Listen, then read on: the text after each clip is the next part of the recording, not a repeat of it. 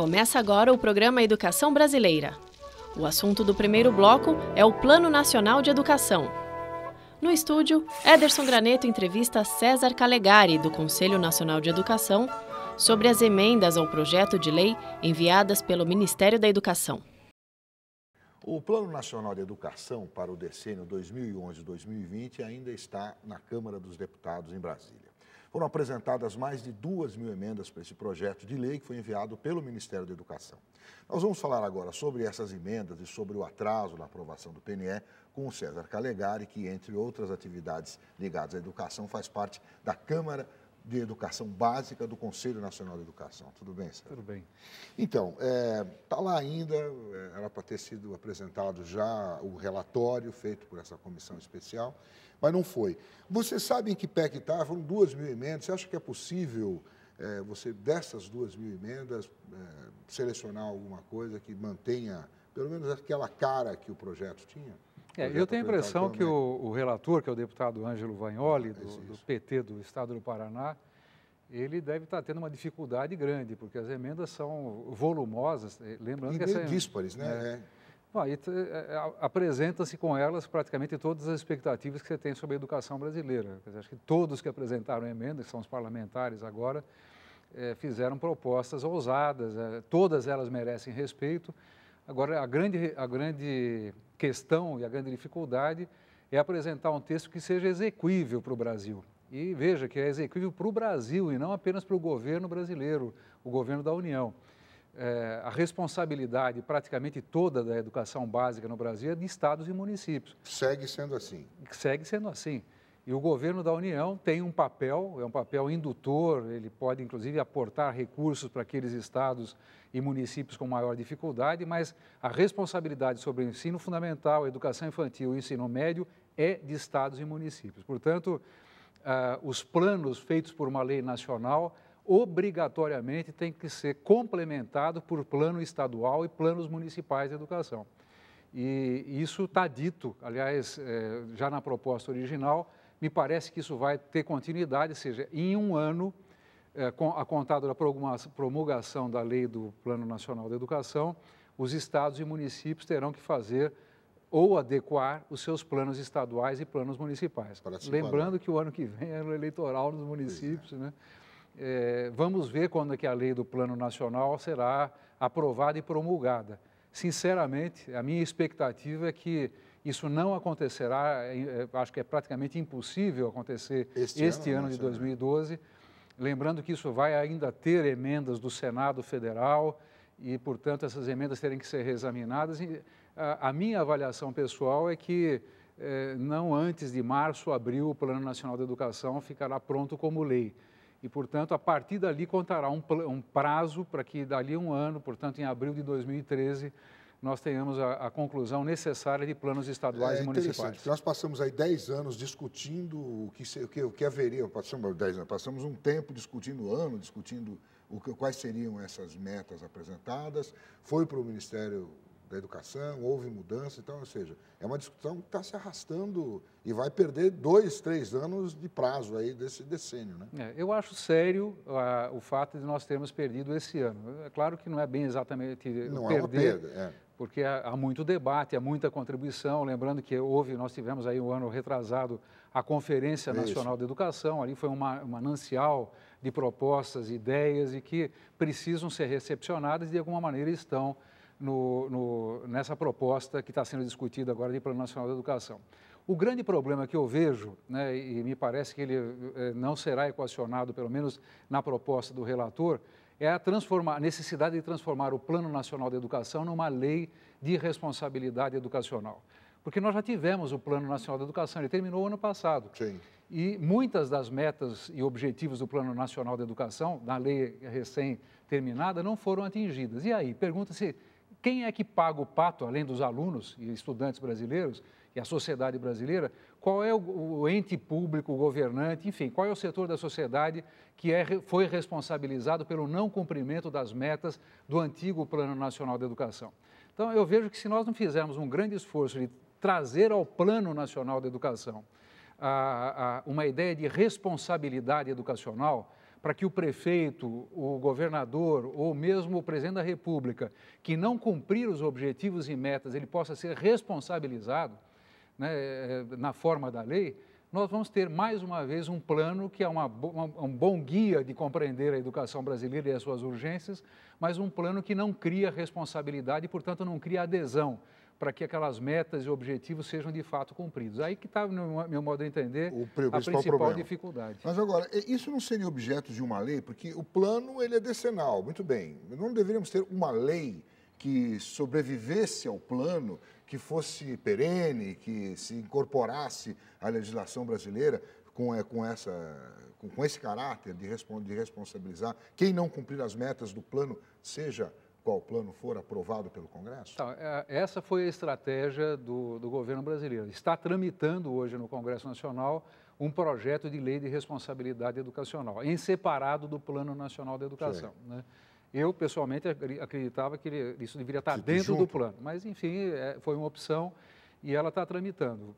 Talvez seja aí uma grande oportunidade nós aproveitarmos a lei da irresponsabilidade educacional, presidida pelo deputado paulista Newton Lima e o relator, que isso já está andando, e fazendo com que essa lei de responsabilidade educacional faça ela própria referência a planos nacional, planos estaduais e planos municipais de educação, fazendo referência que os objetivos e metas desses planos específicos, estadual e municipais, eles responsabilizem o agente público, o ente público, em relação ao seu cumprimento. Ou seja, aquele prefeito, né, que for eleito e que for se responsabilizar no seu plano municipal para fazer com que o índice de IDEB no seu município, no ensino fundamental, seja o IDEB 6 em 4 anos e não atingir essa meta, esse prefeito terá que ser responsabilizado por não cumprimento dessas metas, e eu acho que isso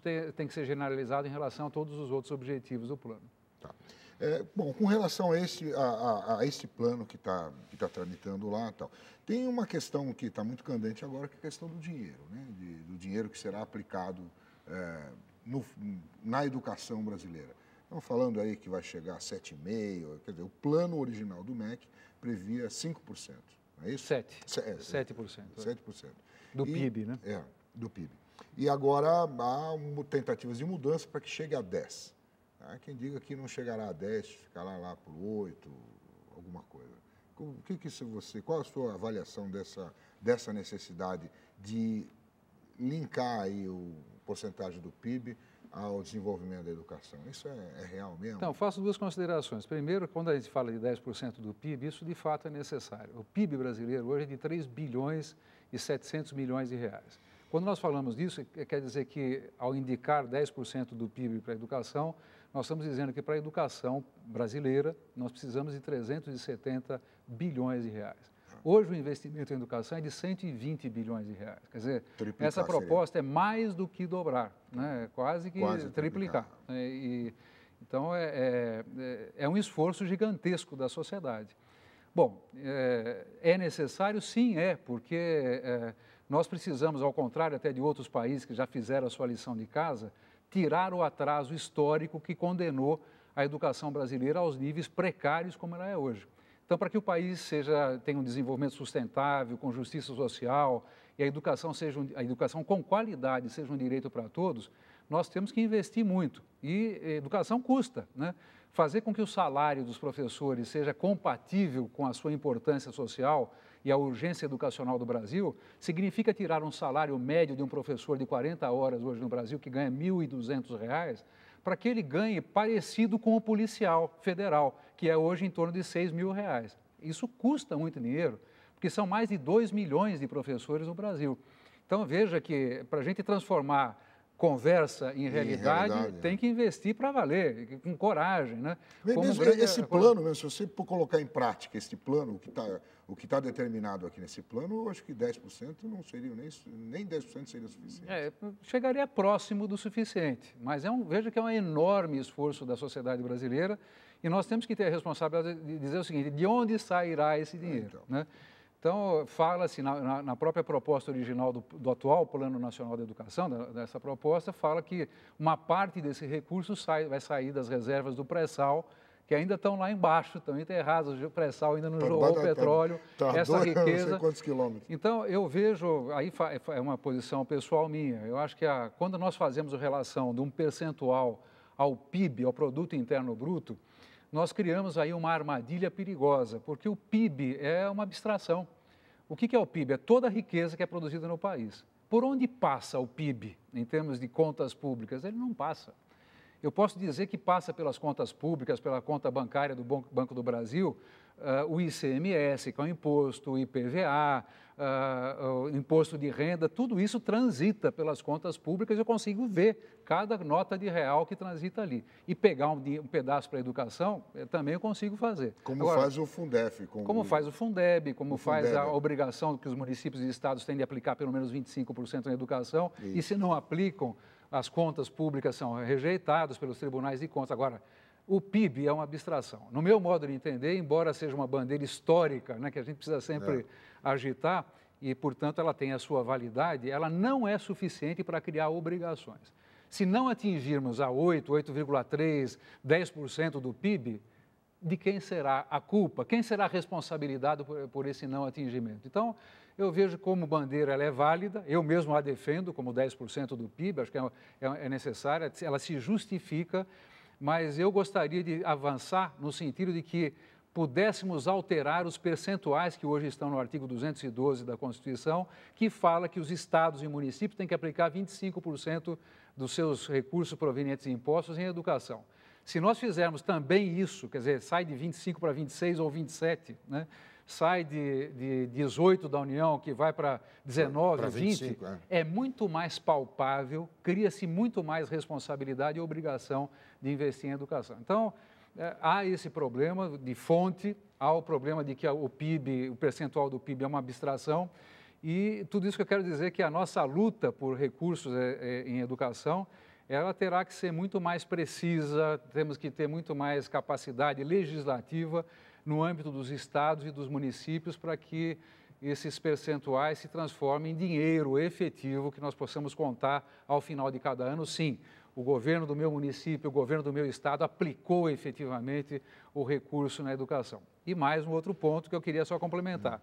Não é só mais dinheiro, é dinheiro bem utilizado. Né? Porque você tem dinheiro, você tem que saber onde usar isso. Tem que usar. É claro que há uma prioridade e essa prioridade é consensual no Brasil e no mundo inteiro. Não se faz educação com qualidade sem valorizar efetivamente quem faz a educação, né, na sala de aula, que é o professor e os demais educadores que estão ali. Se nós não fizermos o que fizeram os países mais desenvolvidos, como a Finlândia, os países europeus, de mudar completamente o patamar, né, de remuneração e atratividade dessas carreiras, a ponto de que lá, né, os melhores entre os melhores é que vão ser professores. Hoje, no Brasil, ser professor, lamentavelmente, eu sou professor, é uma opção para quem não encontra outra opção melhor no mercado de trabalho. Então, isso tem que ser mudado, esse sinal tem que ser invertido no Brasil para que nós possamos fazer com que os jovens, hoje que têm 17, 18 anos, eles considerem a profissão de professor como opção que lhes dê vida satisfatória,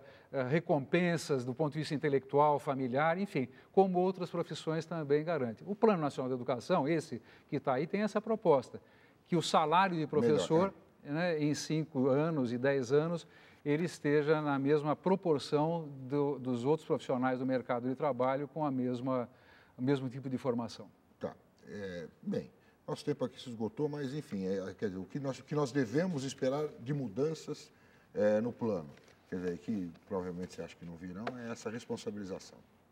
Isso tem que ter, nós temos que ir atrás dessa meta, sem o que vai ser um belíssimo documento, mais um documento importante para a educação brasileira, mas não suficiente para mobilizar e para amarrar a responsabilidade de todos e de cada um. Tá certo. Obrigado pela sua presença aqui no Universo. Obrigado. A gente faz um intervalo, voltamos daqui a pouco. Até já. Começa o segundo bloco do programa Educação Brasileira. O assunto é letramento infantil.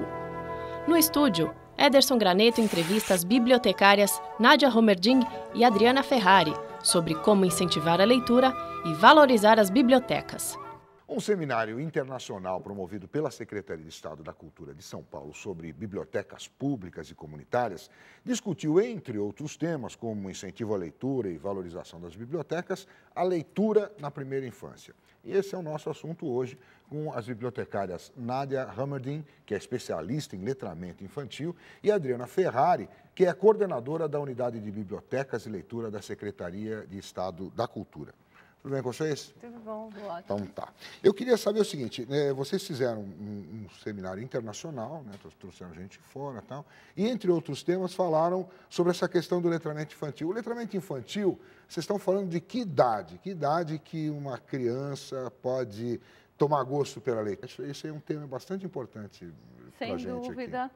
Na verdade, desde o útero, né? Nós estamos falando de letramento infantil, é desde o útero, né? É anterior ao nascimento, mas particularmente nós estamos falando de 0 meses, né, a 6 anos de idade. É o que precede a alfabetização, propriamente dita, né? Letramento infantil é que as crianças sabem e aprendem sobre ler e escrever antes que possam, de fato, ler e escrever por conta própria. Né? Então, é uma questão mais da relação delas com os pais, é isso? É bem pautado com esse laço com a família também, né? Afinal de contas, antes, né, do nascimento. Então são uma sensibilização, porque, na verdade, assim, se associa a leitura, assim, posso ler se sou alfabetizado. Então, o letramento vem dizer que não, que essa aproximação da leitura, ela pode começar antes. Antes mesmo que a criança saiba ler, de que a pessoa saiba ler, é isso. E a questão também importante é que existem aí algumas ideias, né, do velho pensamento, novo pensamento. A gente tem muita pesquisa hoje em dia, né, sobre o cérebro, né, de um bebê, né, que ele nasce e ocorrem as sinapses, é um termo mais técnico, mas são os neurônios cerebrais, né. Então, o bebê ele nasce com cerca de 1 bilhão, né, de neurônios. Mas ele precisa conectar, né? Quando as coisas começam a fazer sentido, né, esses neurônios começam a se conectar, ocorrem as sinapses. E aí ele começa a dar razão e sentido às coisas que estão ocorrendo ao redor, né? E os pais, né, a mãe, o pai, o avô, a avó, a babá, o professor. E o professor na da creche, escola infantil, é isso, na creche. Na creche, o professor tem um papel fundamental, primordial, né, no desenvolvimento de algumas habilidades para essas crianças, para esses bebês se tornarem leitores ávidos, leitores que não somente leem, né? Nós temos um problema muito grave no Brasil de compreensão, né? Porque pode ler, mas pode não compreender essas crianças que estão no ensino fundamental, mesmo na universidade, na faculdade, né? Então, o Brasil está num ranking aí péssimo, né, da Unesco e dessas instituições internacionais que avaliam. E existe uma mobilização hoje internacional, e no Brasil não diferente, né, que precisa ocorrer em relação a isso. Então, bebê, criança, eles precisam de muita atenção especial, e eles precisam de muitos livros. Você trabalha com bibliotecas do Estado, né? E os professores de educação infantil que quiserem, enfim, aprender mais sobre isso, ou mesmo buscar livros, buscar elementos para trabalhar esse letramento, eles encontram esse material nas bibliotecas? A gente está formando realmente, a partir do seminário, dessas conversas, de buscar essas experiências, há experiências no Brasil também acontecendo, de capacitar e colocar as bibliotecas públicas como protagonistas para ajudar e fazer esse elo com a escola, né, com os professores, e ter material e também ter as técnicas, né? Existem técnicas que você tem que adotar de sensibilização com relação ao livro e mesmo a sensibilização da mãe ou do cuidador da criança ou da babá para ajudar nesse processo.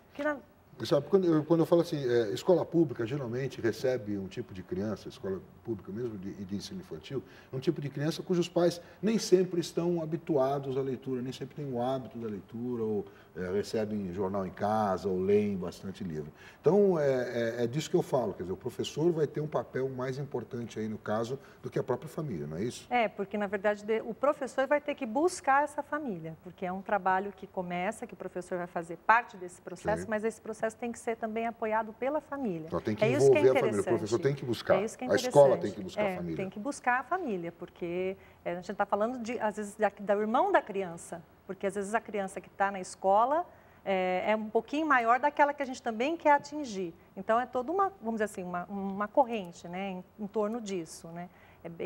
E sensibiliza. E o que a gente percebe é o seguinte, em outros projetos que você vê que a criança começa a se despertar como leitora na escola, às vezes é ela que faz o estímulo à leitura na própria família, quer dizer, ela começa a levar livros, começa a ler, a criança que já é alfabetizada, por exemplo, leva o livro para casa e a família se interessa, porque ela fica envolvida por isso e ela quer discutir aquilo que aconteceu, a história que foi contada. Então, também a gente vê esse processo da criança também sensibilizando e mostrando a leitura para a própria família, que é bastante interessante. A Adriana falou de técnicas. Como são essas técnicas? Tem coisas específicas para idades específicas? Sim, existem. Tanto do ponto de vista da coleção, né, ou da bibliografia, dos livros, né, da seleção dos livros, quanto do tipo de como você vai desenvolver. Né? Existem 6 habilidades básicas, né? Aí a gente já começa a entrar numa tecnicalidade que... Mas, enfim, existem 6 habilidades que elas devem ser desenvolvidas de uma maneira que entretém a criança, né? Porque o intuito é esse, da leitura, do prazer, né? Da diversão, é isso. Trazer, né? mostrar para a criança o livro, a leitura dá prazer, né? Que não correr, né, de um livro da leitura, né? Tem que se sentir estimulado. E essas técnicas têm que ser dominadas, conhecidas aí por professores, né, bibliotecários, e são passadas para a família, né, para a mãe, para o pai, para o avô, para a avó, né, eu falo aí dos cuidadores, né, porque a criança passa 1 hora na biblioteca, passa 4 horas na escola, 5 horas na escola, né, e o resto do tempo ela passa em casa, né, nós estamos falando de bebês, principalmente, bebês e crianças, né, de 0 a 3 anos, depois de 3 a 5 anos, né. Cada fase tem uma forma específica de trabalho. Tem uma forma específica e as técnicas são aplicadas de maneiras distintas, assim como os livros, né, que são recomendados. E são coisas muito simples, né, que obviamente tem todo um estudo anterior por trás disso, mas são coisinhas simples como dizer uma palavra e explicar o significado daquela palavra, cantar, né, é a relação grafema-fonema, né? Então, desde que o bebê, ele já tem para ele é muito fácil fazer mímicas, né? Imitar, né? Ele ouve, ele sente muito, né? Pela boca, né? Então, pelo tato, né? E pelo gosto. Então, tudo ele quer provar, né? Tudo vai na boca direto, né? Crianças também, até 3, 4, 5 anos, né? Então, o livro serve para isso também, né? A leitura, ela tem que entrar, ela entra literalmente pela boca, os livros e a leitura, né? E é uma coisa que a gente vem observando, os estudos vêm mostrando, e que é sensacional. Os resultados, eles são comprovados e que vai levar para um desenvolvimento muito melhor, ele é duradouro, perene, né? Para quando for um adolescente, um adulto, né? Então, você começa isso desde muito pequeno, é o futuro, né? Nós estamos falando do futuro.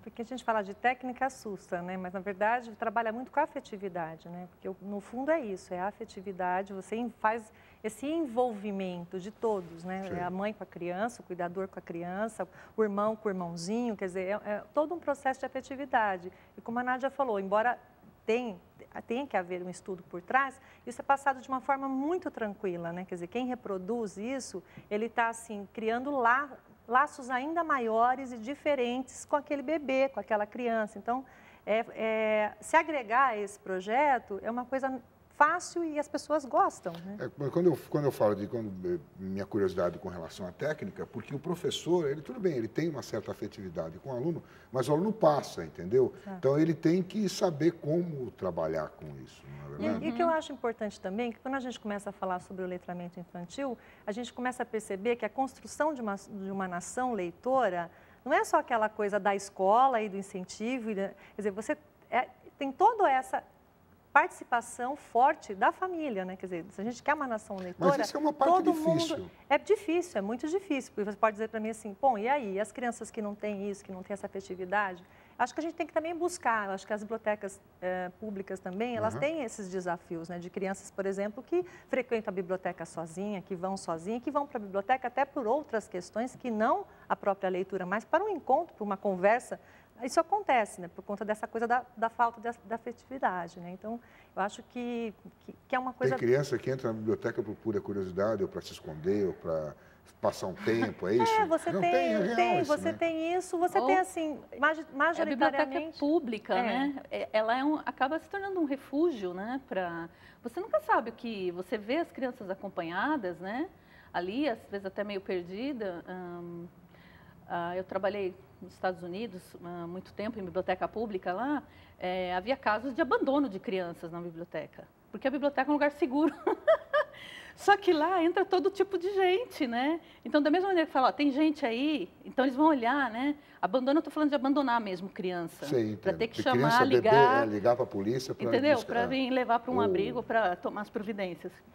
Então, a biblioteca ela é composta por gente, né? Os profissionais, né? E os usuários, né? Os clientes, é gente. O livro, ele... é um intermediador ali, né? Os livros, os recursos tecnológicos, né? Didáticos oferecidos, né? Mas é isso que o letramento infantil ele vem buscando, né? Colocando aí muito em evidência que a afetividade não tem como escapar disso, né? Para suceder em qualquer aspecto, né? De educação, de aprendizado e leitura, né? Tá. Então, obrigado. Legal, bacana. Então, quer dizer, você, através desse seminário, a partir desse seminário, vocês estão desenvolvendo trabalhos com isso, a gente tem um programa contínuo, né, de oferecer capacitação para as equipes, né, de bibliotecas e também estão abertas a professores que se interessam.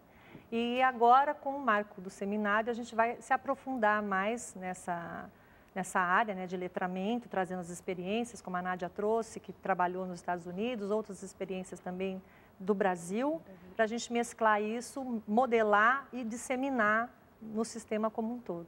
Tá certo. Obrigado pela presença de vocês aqui. A gente que agradece. Nós agradecemos. Até uma próxima. Fim do programa Educação Brasileira. Produção da Univesp TV, canal da Universidade Virtual do Estado de São Paulo.